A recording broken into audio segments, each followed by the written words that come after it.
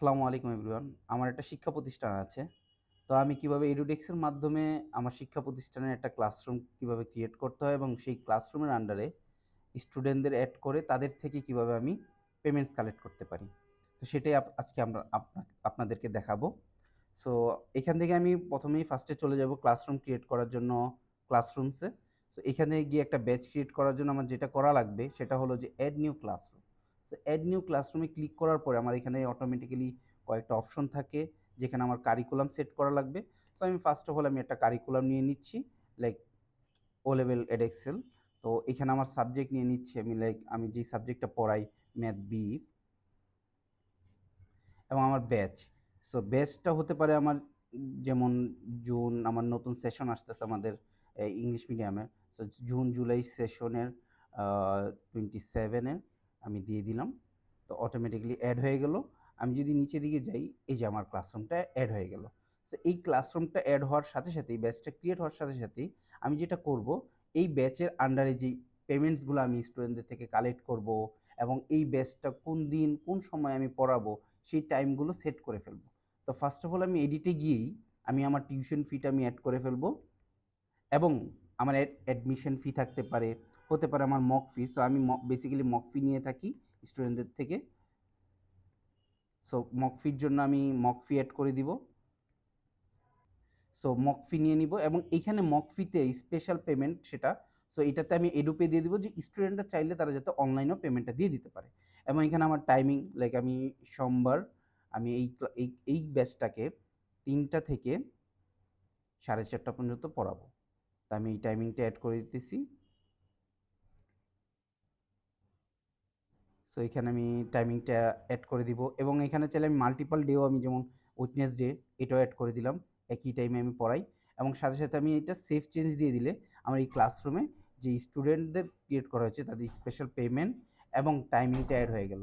এবং তাদের যে এখানে একটা অপশন রয়েছে আবার, যে সিলেবাস ওভারভিউ, নেক্সট সেশনের জন্য তাদেরকে আমি কি পড়াবো বা কোন টপিকটার পরে কোন টপিকটা পড়াবো ম্যাথ বি এর, সেইগুলো আমি এখানে এডিট করে লিখে দিতে পারবো ফর মাই অবজারভেশন, বা আমার মানে নিজের মানে সিলেবাসটা কভার করার জন্য, সহযোগিতার জন্য।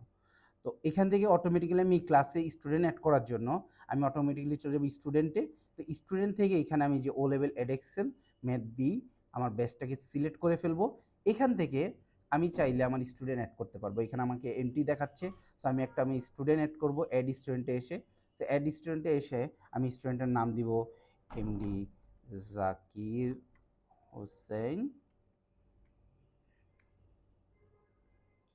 স্টুডেন্টের নাম। এখানে হতে পারে স্টুডেন্টের ফোন নাম্বার। যদি বেসিক্যালি আমাদের যেটা হয়, ও লেভেল স্টুডেন্টদের অনেকেরই ফোন নাম্বার থাকে না। তো না থাকার কারণে আমরা যেটা করি যে বেসিক্যালি আমি তাদের বাবা মার ফোন নাম্বার নিয়ে নিই। আমি একটা ডেমো নাম্বার দিচ্ছি এখানে।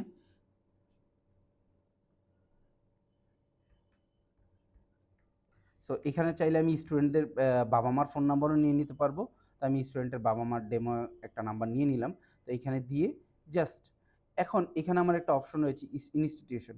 সো এই স্টুডেন্টটা কোন ইনস্টিটিউশনে পড়তেছে, যদি শুধু সে প্রাইভেটই পড়ে প্রাইভেট, অথবা শুধু যদি কোনো একটা স্কুলের স্টুডেন্ট সে এবং আমার কাছে পড়তেছে, সেটাও আমি এখানে আইডেন্টিফাই করে রাখতে পারবো। সাবমিট করে দিব, অটোমেটিক্যালি আমার একটা স্টুডেন্ট ক্রিয়েট হয়ে গেল।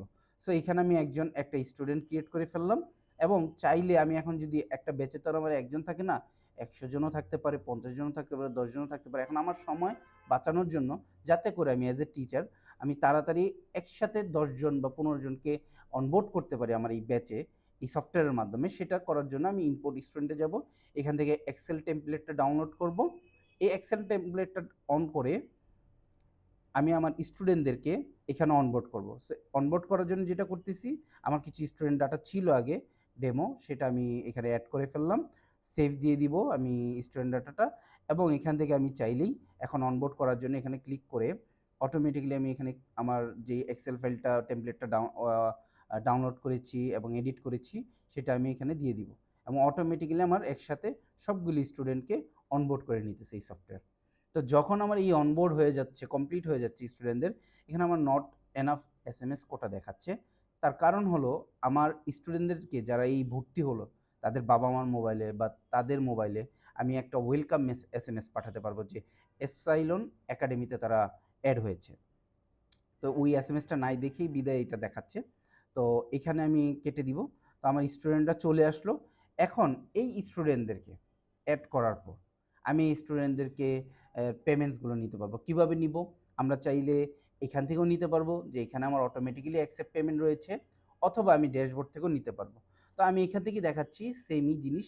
সো ক্লাসরুম থেকে অ্যাকসেপ্ট পেমেন্টে ক্লিক করলেই আমি যেটা করতে পারি, আমার স্টুডেন্টদেরকে এখানে সার্চ করতে পারি এবং তাদের নাম ওর আইডি দিয়ে, অথবা আমি এখান থেকে জাস্ট ডাইরেক্ট আমি এমডি জাকিরকেই ক্লিক করলে তার অটোমেটিক্যালি টিউশন ফিটা এখানে চলে আসবে আপনাদের। এবং এখান থেকে টিউশন ফির পাশাপাশি আমি মক ফিটা যদি নিতে চাই, যে না মক ফি, তাহলে অ্যাড পেমেন্টে ক্লিক করে আমি মক ফিটা নিয়ে নিব। তো মক ফিটা নেওয়া হয়ে গেল। এখন সেইটি স্টুডেন্টটা যদি বা প্যারেন্টস যদি বলে স্যার এখানে যদি একটু ডিসকাউন্ট দিতেন, এখানে আসলে টিচাররা আমরা দিয়ে থাকি মাঝে মধ্যেই কিছু স্টুডেন্টদেরকে ওয়েভার করে থাকি, যে স্টুডেন্টরা ভালো স্টুডেন্ট। তো আমি স্টুডেন্টটাকে কিছু টাকা ওয়েভার করলাম। করার পর এখানে আমার টোটাল টাকাটা দেখাচ্ছে, আমি জাস্ট কনফার্ম করে দিব। সো কনফার্ম করার পর এখানে আমাকে একটা অপশন দেখাবে, যেখান থেকে চাইলে আমি রিসিপ্টটা স্টুডেন্টদেরকে এসএমএস এর মাধ্যমে তাদের প্যারেন্টের মোবাইলে বা তাদের মোবাইলে আমরা প্রোভাইড করে দিতে পারবো, অথবা ওই স্টুডেন্টের প্রোফাইলটা দেখতে পারবো, অথবা আমরা ওপেন রিসিপ্টে ক্লিক করে আমরা স্টুডেন্টকে থেকে যে পেমেন্টটা নিয়েছি সেটা পজ মেশিনের মধ্যে প্রিন্ট করে দিতে পারবো, এবং সেখানে আমার সব কিছু ডিটেলস থাকবে, অথবা আমি চাইলে A4 পেপারও এটা প্রিন্ট করে দিয়ে দিতে পারবো। এখন আসি, এই স্টুডেন্ট তো আমাকে হ্যান্ড ক্যাশ দিয়েছে তার বাবা মা। এখন কোনো একটা স্টুডেন্ট যদি চায় যে না আমি এই পেমেন্টটা, বা তার প্যারেন্টস চাচ্ছে যে আমি কোচিং আসতে পারতেছি না স্যার, আমি অনলাইনের মাধ্যমে আপনাকে টাকাটা দিয়ে দিচ্ছি। তো এইটারও হিসাব রাখার জন্য যে না আমার পার্সোনাল বিকাশে পাঠান, তারপরে আবার আমি এটা এন্ট্রি করব, তার থেকে এই সুবিধাটাকে সহজ করার জন্য আমাকে এডুটেস কি দিচ্ছে, যে একটা ডিজিটাল পেমেন্ট সিস্টেম, যেখানে আমার একটা ওয়ালেট থাকবে আমার নিজের অ্যাজ এ ইনস্টিটিউশন। সেই ওয়ালেট থেকে আমার স্টুডেন্টরা পেমেন্ট দিতে পারবে, এবং এই ডিজিটাল পেমেন্টে আসলে এখানে একটা লিঙ্ক রয়েছে। আমি ওই প্যারেন্টকে যিনি চাচ্ছেন যে না আমি আসলে অনলাইনে দিয়ে দিতে চাচ্ছি, এই লিঙ্কটা কপি করে আমি জাস্ট ওই প্যারেন্টকে যদি স্টুডেন্টের মোবাইলে এসএমএস এর মাধ্যমে পাঠিয়ে দিই বা হোয়াটসঅ্যাপে দিয়ে দিই, তিনি এখানে এসে তার বাচ্চার নামটা এখানে সার্চ করে, লাইক আমি যদি আমার একটা স্টুডেন্টেরই নাম সার্চ করে এখান থেকে আমি দেখে, যেমন মেহেরিন, এই যে মেহেরিন চলে আসছে, মেহেরিন জামান, ক্লিক করব, অটোমেটিক্যালি তার টিউশন ফিগুলো দেখাবে। এখান থেকে আমি দেখতে পাচ্ছি অ্যাজ এ প্যারেন্ট সে যেটা দেখবে যে জুন জুলাই এবং তার মক ফিটা চলে আসছে, যে ডিউ পেমেন্টগুলো। তো সে বলতেছে যে আমি 1 মাসের পেমেন্ট দিবে, এবং তার টাকাটা এখান থেকে দেখতে পাবে, এবং দেখে সে পে নাওতে ক্লিক করে এখানে বিকাশ অথবা এসএসএল কমার্সের মাধ্যমে পেমেন্ট করতে পারবে। সো আমরা সবাই জানি যে বিকাশ এবং এসএসএল কমার্স কি। তো ওইভাবে করে পেমেন্টটা দিয়ে দিলে অটোমেটিক্যালি আমার যে টিচার অ্যাকাউন্টটা রয়েছে এই ডিজিটাল ওয়ালেটে আমার চলে আসবে স্টুডেন্টের পেমেন্টটা, এবং এটা অটোমেটিক্যালি আমার রিসিপ্ট জেনারেট হয়ে যাবে, অটোমেটিক্যালি আমার মানি ম্যানেজারে অ্যাড হয়ে যাবে, অটোমেটিক্যালি আমার ডিজিটাল পেমেন্টে অ্যাড হয়ে যাবে। এবং এই পেমেন্টটা অ্যাজ এ টিচার আমি চাইলে এখান থেকে উইথড্র করে নিতে পারবো সেই অ্যামাউন্টটা। এবং এখানে আমরা 3 ধরনের পেমেন্ট মেথড রয়েছে, একটা হলো ব্যাঙ্ক ট্রান্সফার, একটা বিকাশ, একটা নগদ। তো এখানে দিয়ে আমি আমার অ্যাকাউন্টস ডিটেলটা দিয়ে রিকোয়েস্ট করলে আমরা এই পেমেন্টটা পেয়ে যাব, অথবা চাইলে এই পেমেন্ট ওয়ালেট ব্যালেন্সটা দিয়ে আমি এসএমএসও কিনতে পারবো। এখন আসি, যেই স্টুডেন্ট আমাদেরকে পেমেন্ট আমাকে এখনও পেমেন্ট দেয়নি, এখন আমার কোচিংয়ের টিউশন ফি বাকি, মক ফি বাকি, তাদেরকে আমি একটা রিমাইন্ডার এসএমএস পাঠাবো। তো আমি রিমাইন্ডার এসএমএস পাঠানোর জন্য আমি পেমেন্ট সামারিতে চলে যাব, এবং এখান থেকে আমি দেখতে পারবো এই জুন মাসে আমার কোন স্টুডেন্টরা পেমেন্ট দিয়েছে এবং কারা দেয়নি। তো যারা দেয়নি তাদেরকে আমি এখান থেকে ফিল্টার করে পেন্ডিংয়ে ফিল্টার করে নিব, এবং এখানে শুধু পেন্ডিং আছে আমার এই ব্যাচের, পার্টিকুলার ব্যাচের। আমি জাস্ট সিলেক্ট করে এখান থেকে সেন্ড রিমাইন্ডার এসএমএস পাঠিয়ে দিলেই অটোমেটিক্যালি তাদের বাবা মার কাছে এসএমএসটা চলে যাবে, এবং আমার যে ওই ডিজিটাল পেমেন্ট লিঙ্কটা সেটাও সাথে চলে যাবে। আর আমার কষ্ট করে পার্সোনালি অন্যভাবেও দেওয়া লাগবে না। তো তখন তারা ওইখান থেকেও অনলাইনের মাধ্যমে আমাকে সহজেই আমার পেমেন্টসগুলো দিয়ে দিতে পারবে। ধন্যবাদ।